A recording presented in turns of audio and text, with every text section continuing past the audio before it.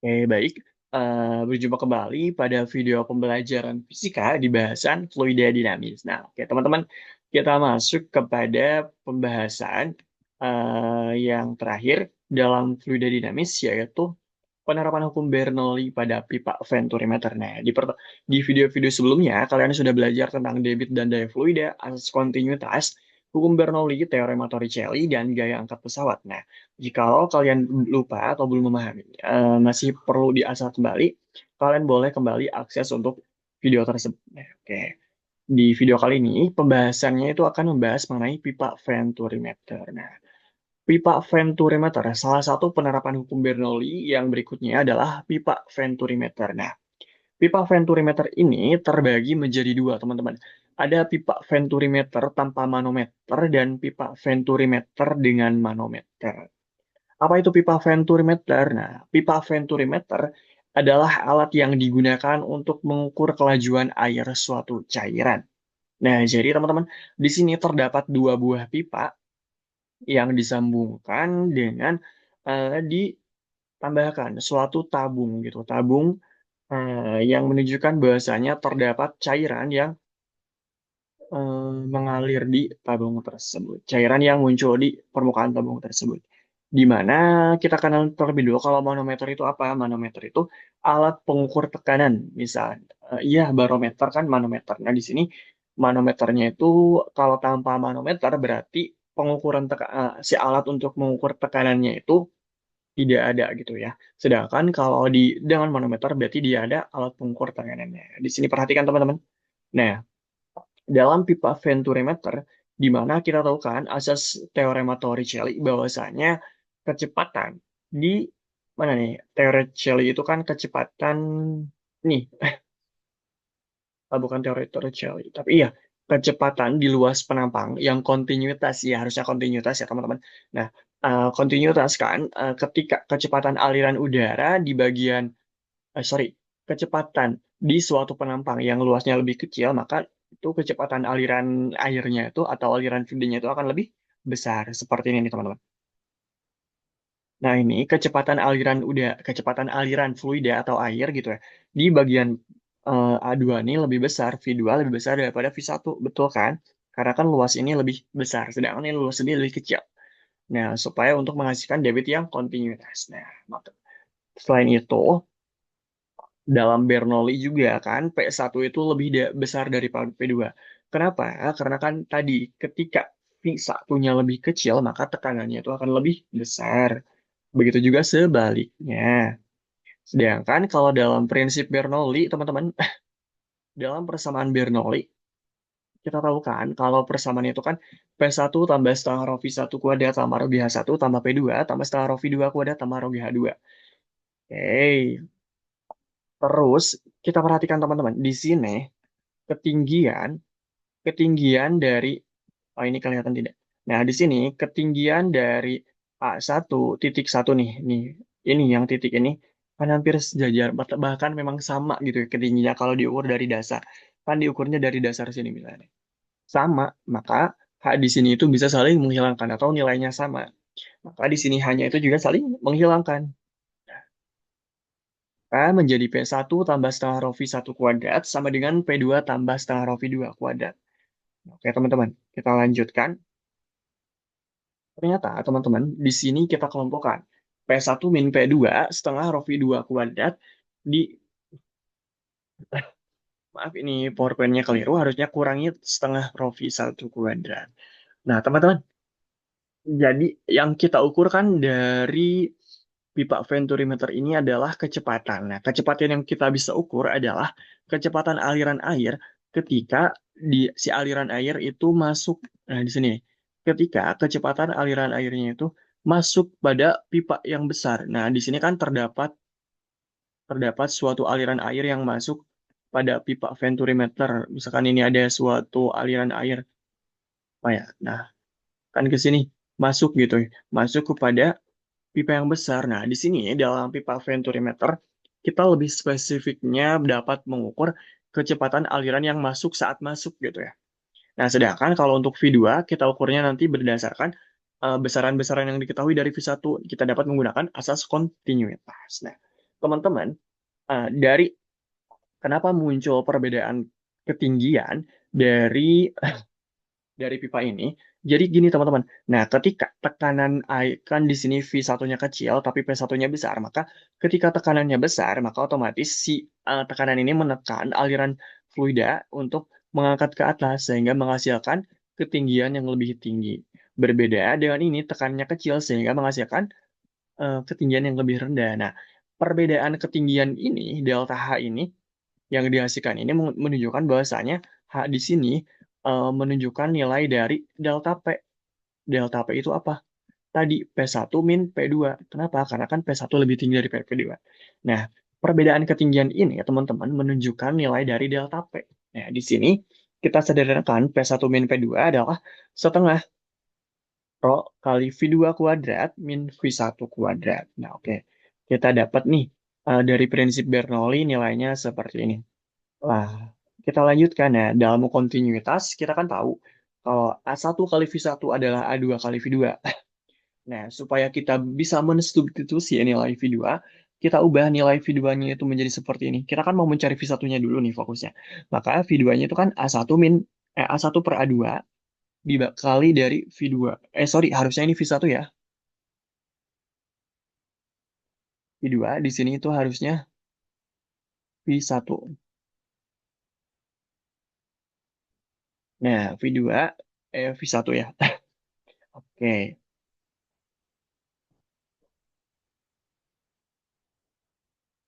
Nah, kita dapat nih nilai dari V2. Nah, lalu bagaimana, Kak? Nah, lalu kita lanjutkan. Di sini kan adanya suatu tekanan hidrostatis. Dari mana? Nah, perbedaan tekanan itu kan menghasilkan nilai dari H ya. Nah, perbedaan tekanan hidrostatis ini nilainya adalah rho GH. P1 min P2 itu kan tekanan air, zat cair hidrostatis. Di mana kita substitusikan nilai-nilai teman-teman. Rho GH sama dengan setengah rho V2 kuadrat min V1 kuadrat. Ini dari yang semula ini. Dari yang semula ini, kita ubah menjadi ini, rho GH. Sama dengan nilai ini. Lalu kita turunkan lagi.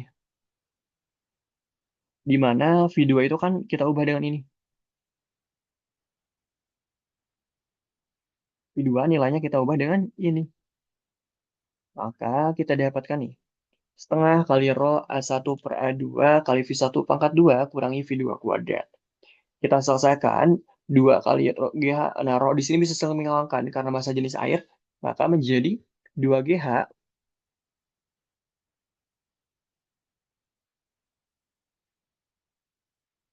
Maka menjadi 2GH sama dengan A1 kuadrat per A2 kuadrat kali V1 kuadrat min V2 V1 kuadrat. Nah, kita bisa kelompokkan lagi persamaannya menjadi seperti ini.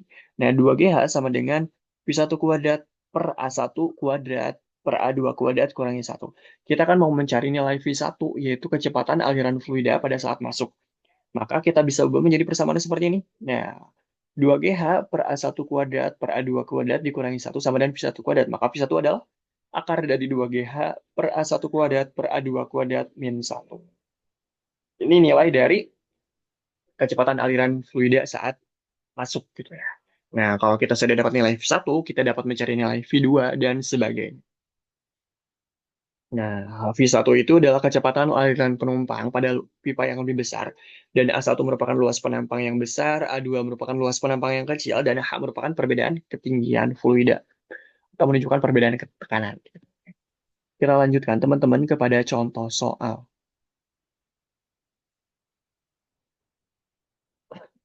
Nah, contoh soal yang pertama, untuk mengukur kecepatan aliran air pada sebuah pipa horizontal, digunakan alat seperti diperhatikan gambar berikutnya. Nah, di sini nih, jika luas penampang pipa besar adalah 5 cm persegi dan luas penampang pipa kecil adalah 3 cm persegi, serta perbedaan ketinggian air pada dua pipa vertikal adalah 20 cm, yang A, tentukan kecepatan air saat mengalir pada pipa besar, dan B, kecepatan air saat mengalir pada pipa kecil. Di sini diketahui nih, diketahui apa aja di sini? Sebentar.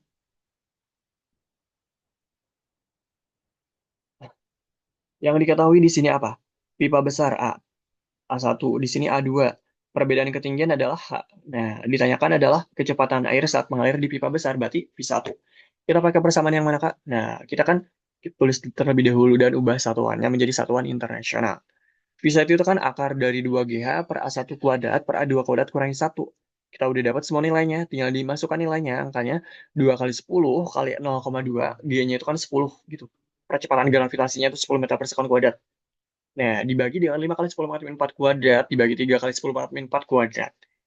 Kita dapatkan nih ya, 5 kali 10 pangkat min 4 itu kan sama aja dengan 25 kali 10 pangkat min 8. 10 pangkat min 4 ini kita nanti bisa saling menghilangkan, teman-teman. Nilai dari ini bisa saling menghilangkan. 5 pangkat 2 adalah 25, dan 3 pangkat 2 adalah 9.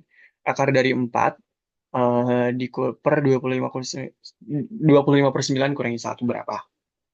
Ya, kita ubah seperti ini. 25 per 9 itu kan 16 per 9 ya, kurangi 1. Mm-mm.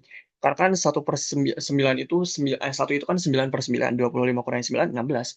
Maka di sini kita bisa ubah menjadi 4 kali 9 per 16. Menjadi 4 per 16 kita hapus, menjadi 4. Ini nih, bukan hapus maksudnya itu. Saling dibagi. 4, ini menjadi 4. Akar 9 per 4 itu berapa? Akar 9 kan 3.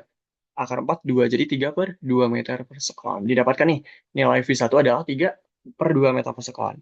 Berikutnya, kita mau mencari V2. V2 kita menggunakan yang namanya asas kontinuitas. Q1 sama dengan Q2. A1 V1 sama dengan A2 V2, mana V2 itu adalah A1 per A2 kali V1. A1-nya berapa tadi nih? A1-nya itu kan 5 kali 10 pangkat 4, per 3 kali 10 pangkat min 4. Nah, yang pangkatnya itu kita bisa saling menghilangkan. 5 per 3 kali 3 per 2, didapatkan V2-nya berapa? 3 jam saling menghilangkan, jadi V2-nya adalah 2,5 meter per sekon. Nah, seperti itu. Jadi, itu nilai dari kecepatan aliran fluida, baik pipa 1 maupun pipa 2. Oke, kita lanjut kepada soal nomor berikutnya. Nah, pada gambar di bawah ini, air mengalir melewati pipa venturimeter. Nah, jika luas penampang A1 dan A2 masing-masing adalah 5 cm persegi dan 4 cm persegi, maka kecepatan air yang memasuki venturimeter adalah, ditanyakan adalah 1, kecepatan air yang memasuki pipa venturimeter. Berarti ditanyakan adalah di sini, V1-nya berapa? Ya, berarti kita kan tinggal pakai rumus aja yang itu ya. Berapa nih?